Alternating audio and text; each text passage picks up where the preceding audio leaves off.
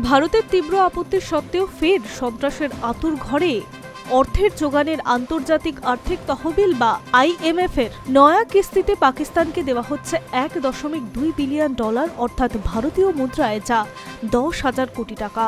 IMF এর দাবি, পাকিস্তানের বিদেশি মুদ্রার ভাণ্ডারকে শক্তিশালী করতে ও মূল্যবৃদ্ধি নিয়ন্ত্রণের এই অর্থের যোগান দেওয়া হচ্ছে। যদিও বিশেষজ্ঞদের আশঙ্কা, অতীতের মতো এই অর্থের বড় অংশ সন্ত্রাসবাদকে মদদ যোগাতে ব্যবহার করবে পাকিস্তানের শাহবাজ শরীফের সরকার।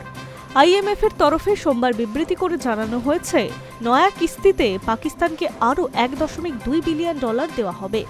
এই অর্থ দুটি ক্ষেত্রে ব্যবহার করতে পারবে পাকিস্তান। নিজ দেশের অর্থনৈতিক সংশোধন এবং জলবায়ু পরিবর্তনের প্রভাব রুখতে ব্যয় করা যাবে এই টাকা।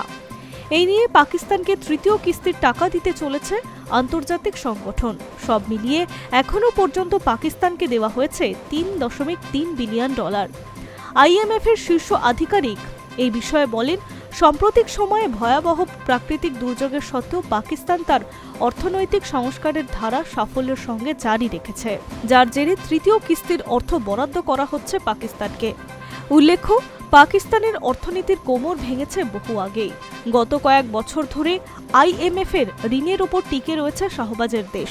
সেই ধারা অব্যাহত রেখে ভিক্ষার ঝুলি নিয়ে ফের IMF এর কাছে যায় ইসলামাবাদ। তবে সন্ত্রাসের মদতদাতা পাকিস্তানকে যাতে এই ঋণ না দেওয়া হয়, তার জন্য স্পষ্ট যুক্তিও দেওয়া হয় ভারতের তরফে।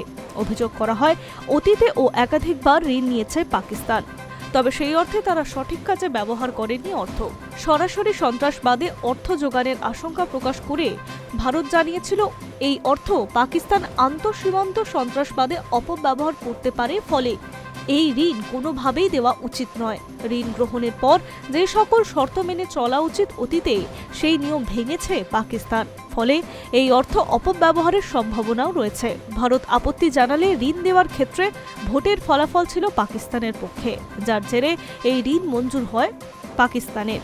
এবার সেই ঋণের তৃতীয় কিস্তি পেতে চলেছে পাকিস্তান। High news network.